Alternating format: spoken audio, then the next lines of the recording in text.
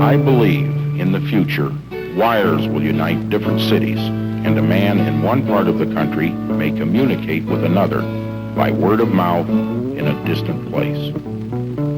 Central?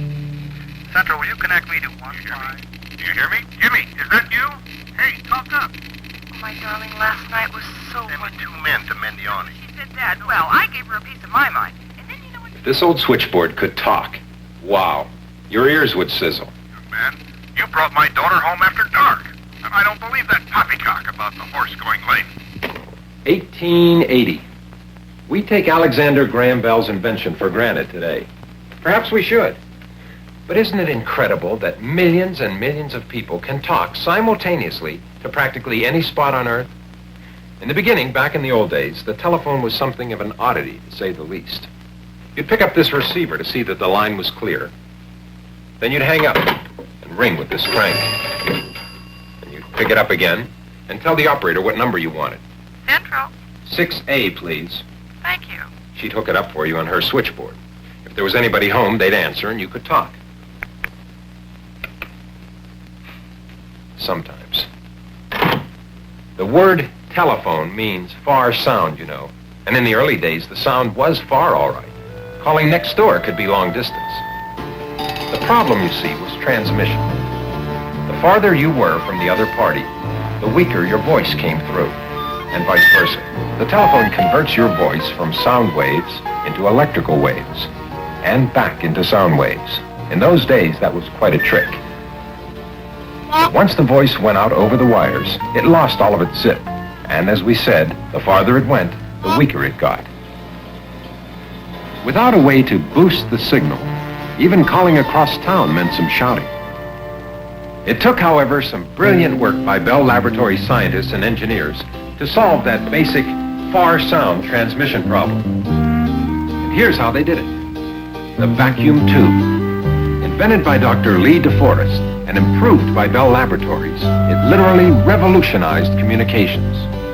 Its job, to amplify, boost the voice signal.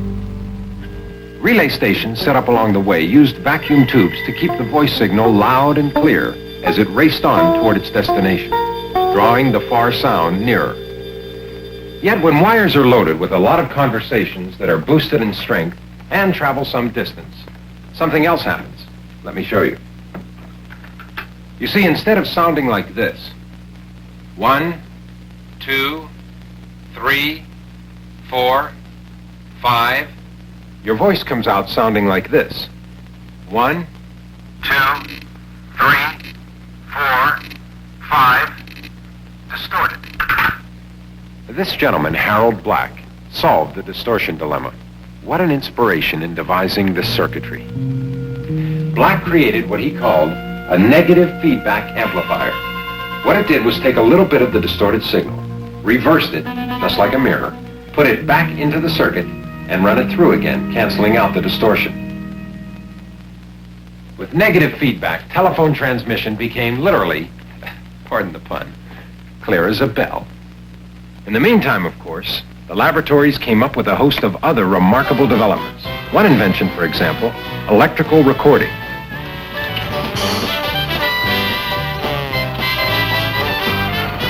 Another, work that helped give sound to the movies.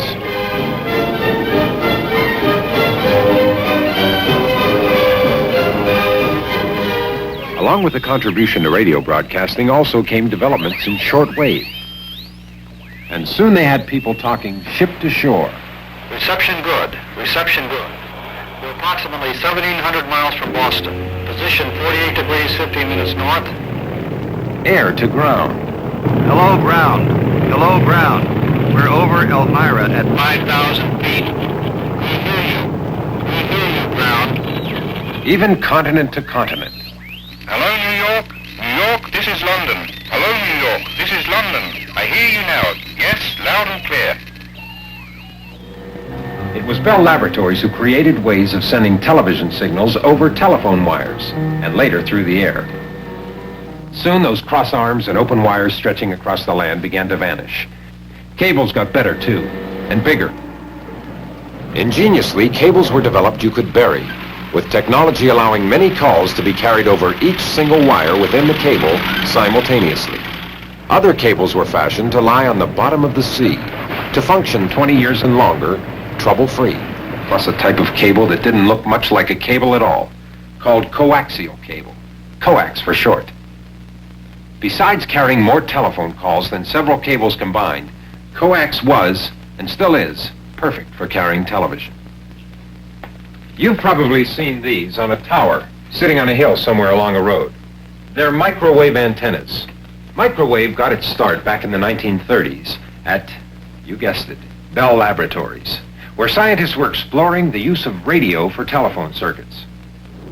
World War II erupted, temporarily halting full-scale work on microwave, but it did offer many laboratory scientists and engineers the chance to apply what they'd learned about microwave to a host of military communications needs, including radar. With the war over, research accelerated, and soon microwave techniques and equipment had become part of day-to-day telephone and television transmission. With microwave, calls ride a radio beam from tower to tower instead of going through cables. A single beam carries some 2,000 calls at a time.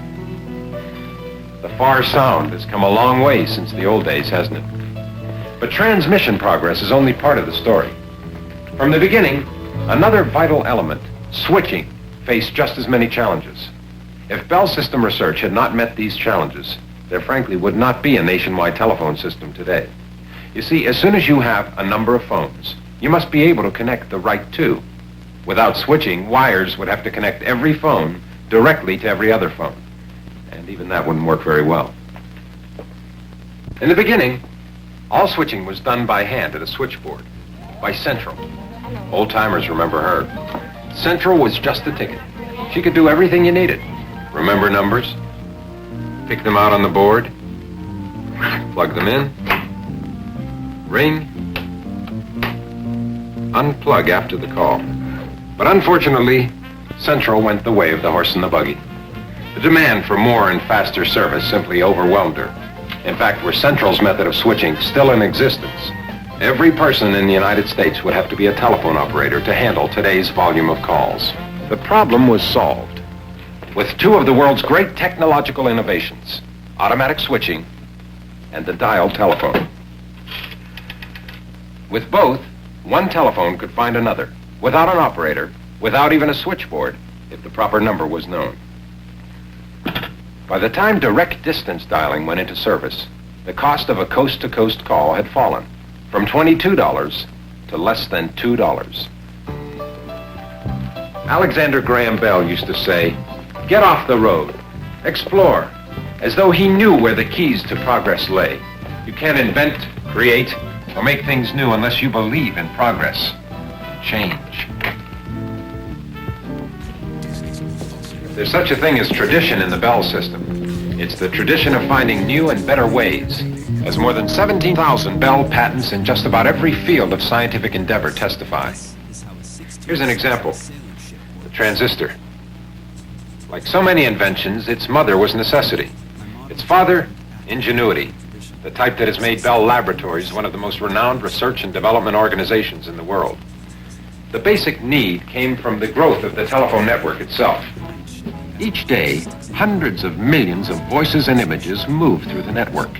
Each one is switched again and again, and boosted in strength again and again. If you can save a fraction of a second during switching, that adds up. The hope was to invent something that could do the same things that vacuum tubes do, switch and amplify, but do them better and faster, and occupy less space. And that was a tall order. Scientists at Bell Laboratories began by experimenting with various materials to learn more about how electrical current moves. This is silicon, more pure than even nature makes it. Pure silicon doesn't carry electrical current well. But when you add certain kinds of impurities, such as boron or arsenic, very interesting things happen. And what happens is the phenomenon that led to the invention of the transistor by the laboratories in 1947. The transistor amplifies or boosts in strength an electrical signal. Here's how it does it. It accepts a weak incoming signal, then recreates the same signal, but increased in strength many, many times. There are several types of transistors.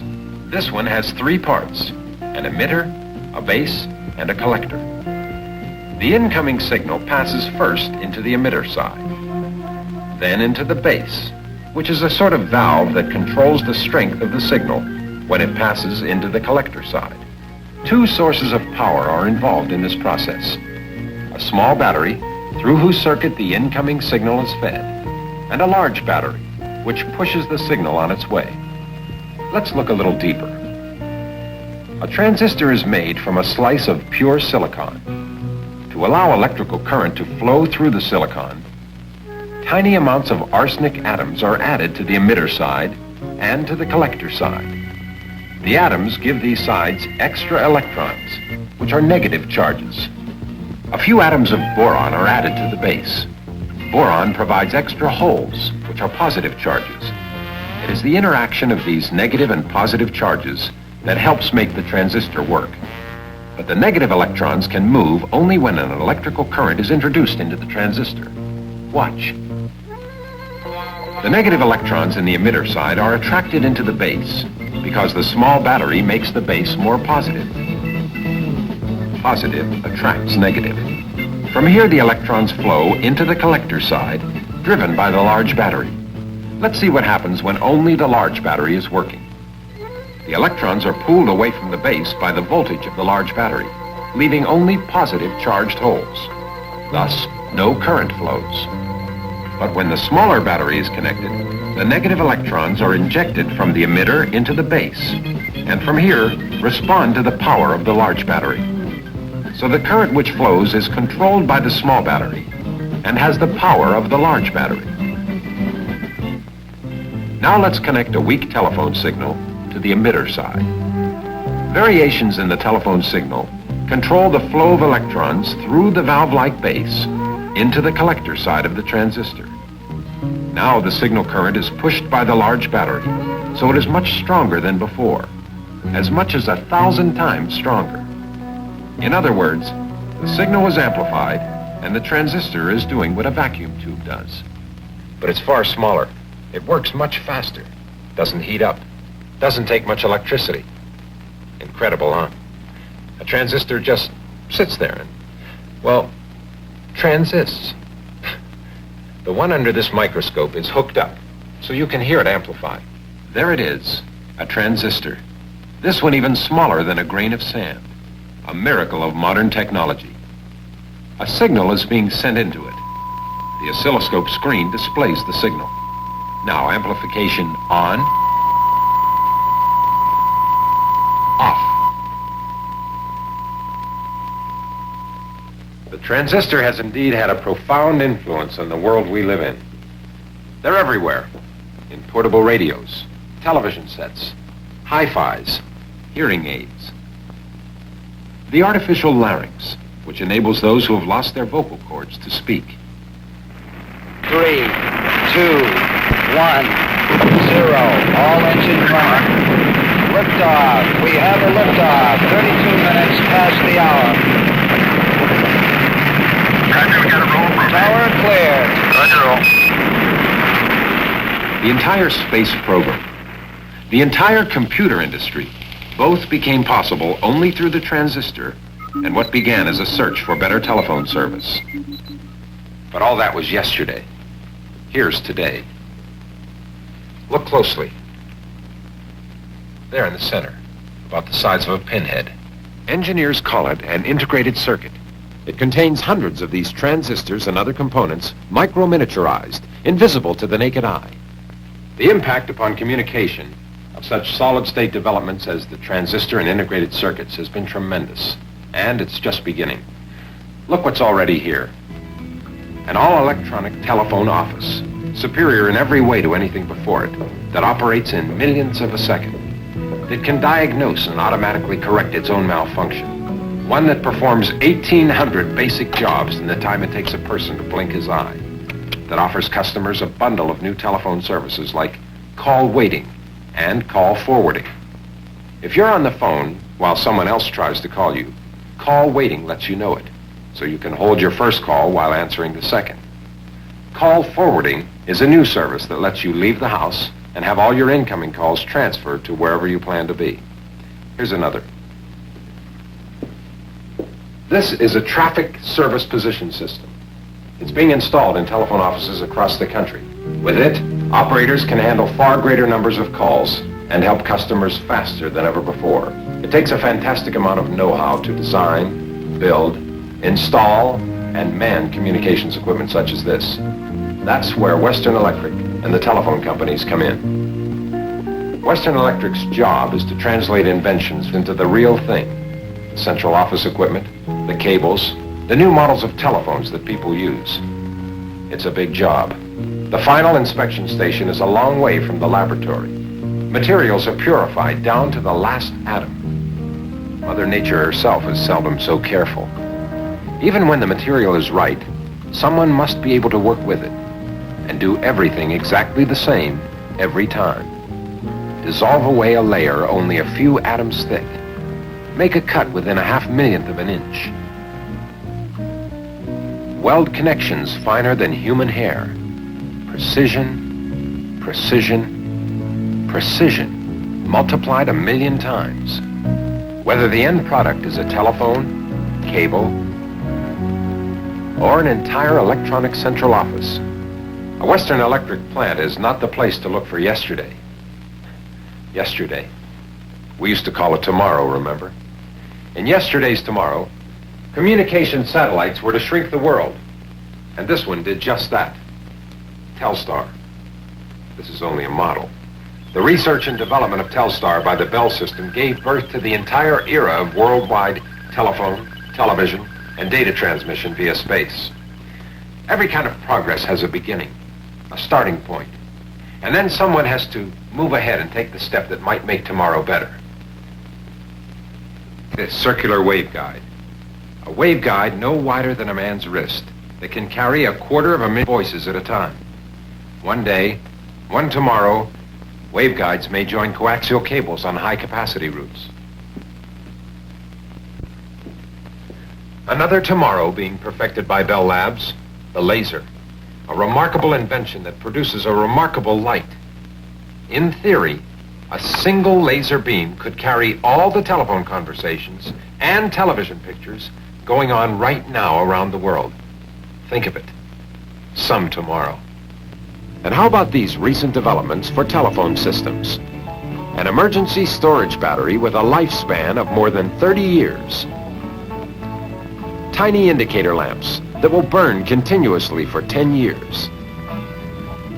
The world's first tubeless color television camera, which weighs less than 10 pounds. Remember the story called Through the Looking Glass? Sure you do. As Alice's Adventures in Wonderland. She looked where everyone else had looked and saw something no one had ever seen. That's what happened with fiber optics. Well, people have been making cloth from glass thread for years. And everyone knows that light goes through glass.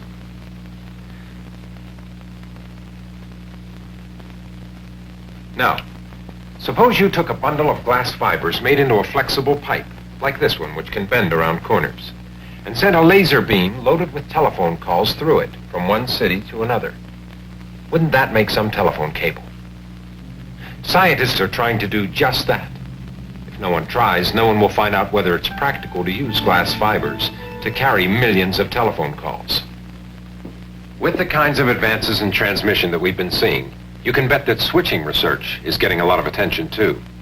Integrated circuits, tiny and wondrous as they are, would be hard put to handle millions of calls traveling down a laser beam at the same time.